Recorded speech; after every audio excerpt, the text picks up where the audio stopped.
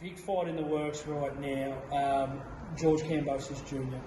potentially fighting Teofimo Lopez, the 135 division IBF mandatory Kambosos.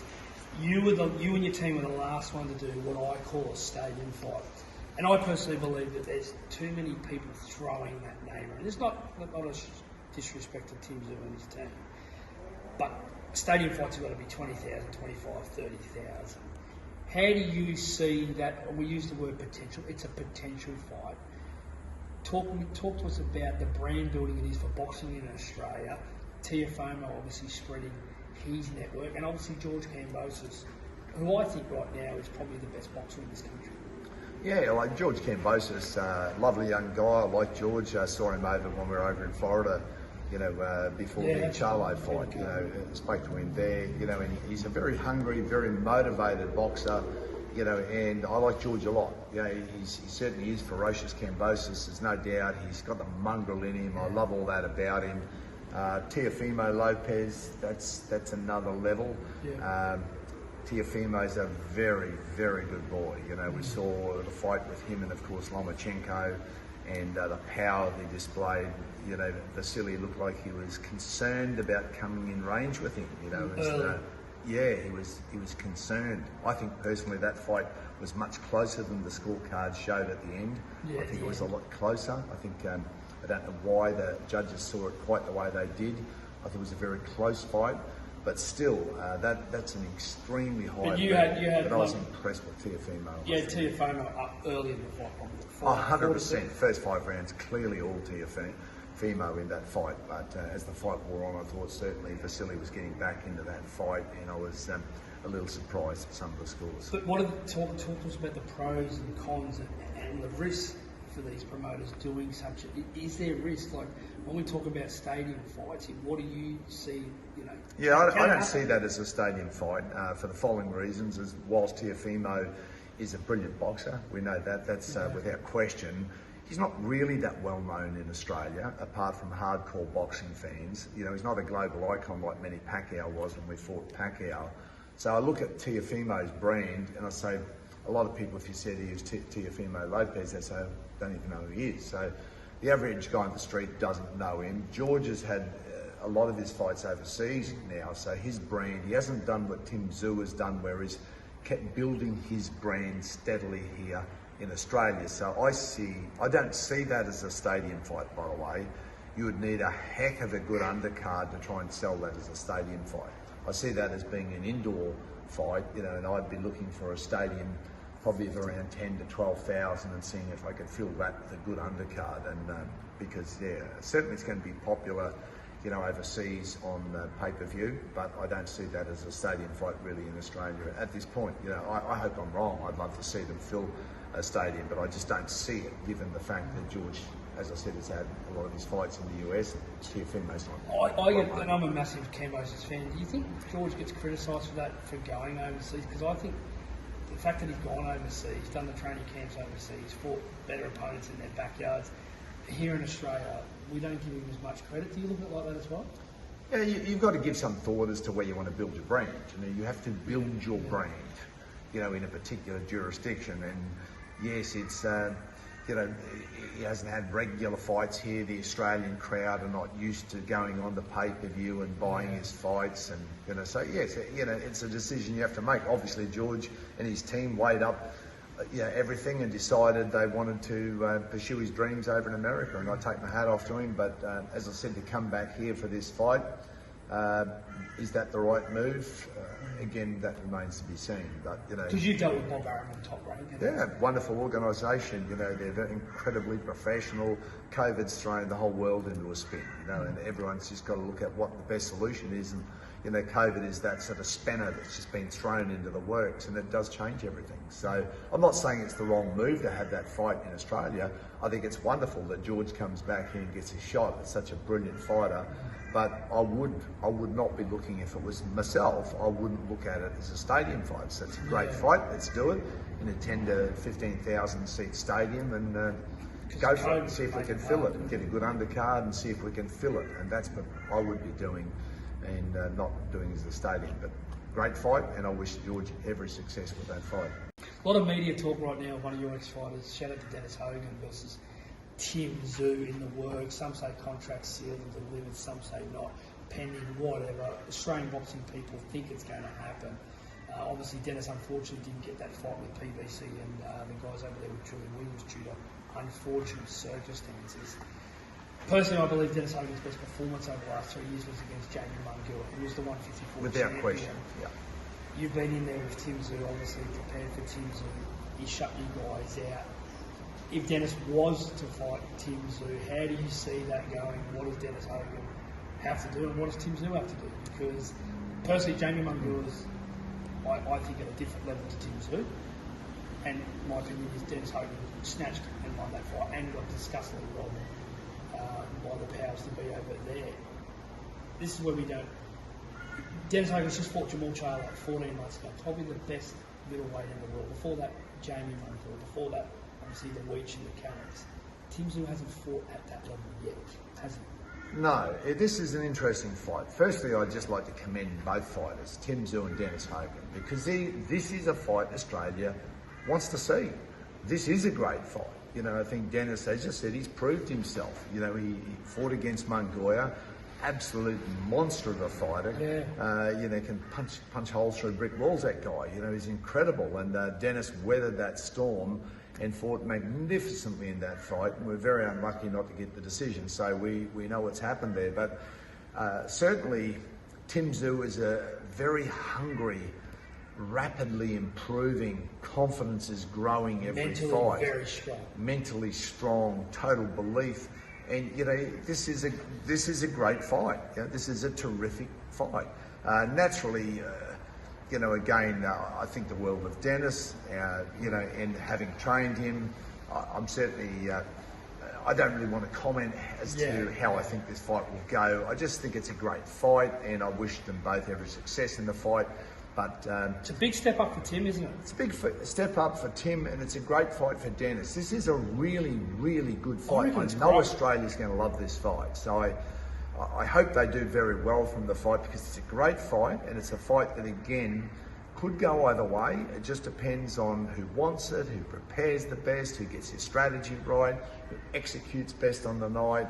It's a great fight. It is a terrific fight. So, again, kudos to both of them. I'll be eagerly looking forward to seeing that fight.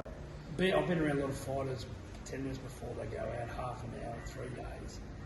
Tszyu, to me, I would probably say is the most mentally sound individual I've seen before goes into the ring. It's incredible to watch. I got to see him before he fought Jeff Horn, with some other situations. That's obviously got to be a massive advantage for him.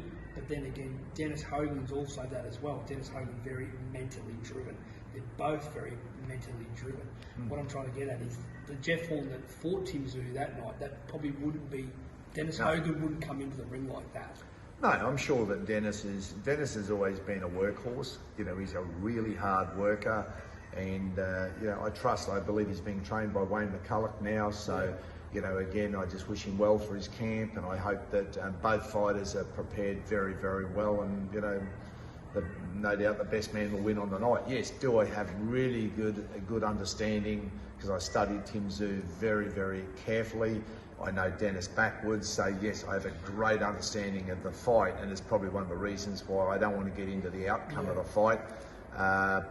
Again, you know, because of my past relationship with Dennis, but I just, it's respect to the fighters, but I will say, as I said, that's a great fight. That is, if Tszyu can't get Teixeira or Castano, if he cannot get the world title, I commend him for taking this fight, which is a dangerous fight to take. It's a risky fight, and I commend him for that, because this fight is going to harden him a lot, and it's going to, that belief that you spoke about before the fight, that belief when you have fights like this, it just grows. So, you know, it's going to be a terrific fight. And this is no disrespect to Tim, but what did you think of that last fight with the welterweight moving up in Bowen?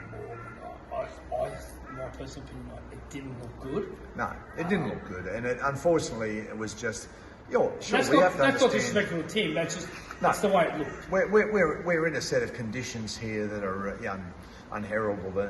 and we've just got to deal with these conditions. You know, we've got COVID. It's not like you've got a huge string of people that are sitting there that you can fight. You know, don't have access to all these great overseas fighters. So really, you've just got to look at who's out there. And if you look at the record, you would say Bowen Morgan looks like a good choice. However, he is a welterweight. He was coming up, and I think I in fact thought that fight would end within 3 rounds. I thought that Tim Tszyu would KO him within 3 rounds. I didn't quite expect him to get him in the first round because Tim traditionally feels fighters out for 1 or 2 rounds. He's a little bit tentative in the first couple, and then he starts to open up as he gets a feel for their power, their timing. That's right. So he's a computer-style fighter. That's how he fights. So I was a little bit surprised to see, but Bowen was just there to be hit. You know, he was just right in front of him. You know, and Tim, of course, has just taken advantage of it. He seized the moment, and again, it was what it was. But yes, I think all of Australia knew that fight was only going to go one way. So and for Tim Tszyu and his team, I'm going to get right behind this fight as well. Promotionsfightup.com, but really get behind this because this is a really even match. Dennis, the sort of older fighter who's fought at the very highest level. You can't Jamal Charlo, WBC world champion, Jamie Mungo, WBA absolutely super lightweight champion, got robbed. Hey, it's another all-in fight. We've got the big 2 of them. Like for Dennis, this sets up a fight for a world title. He comes back and he beats the person everyone's talking about. For Tim, he now beats a guy. If he wins the fight, he beats a guy that everyone totally believes, and so do I. We all thought we'd beaten Mongoya down in Mexico. So we go into a foreign country. You did say we're in Mexico. I did say that after the fight. I said, just remember we're in Mexico. Remember where we are. Don't forget, we're not standing here in Suncorp Stadium or the convention centre in Brisbane. We're actually in Mexico. Even in LA. We're not in LA. We're in Mexico. Yeah. That's where we are. And as far as I know, Jamie Mungoya, he still looks like a Mexican to me. But yeah. Tim Tszyu got over Bowen Morgan. He had a big win. He beat Jeff Horn early in the year that some say that was a washed-up Jeff Horn. Some people say the 2 wars with Zarafa maybe punished him. Some people would say Jeff didn't prepare properly.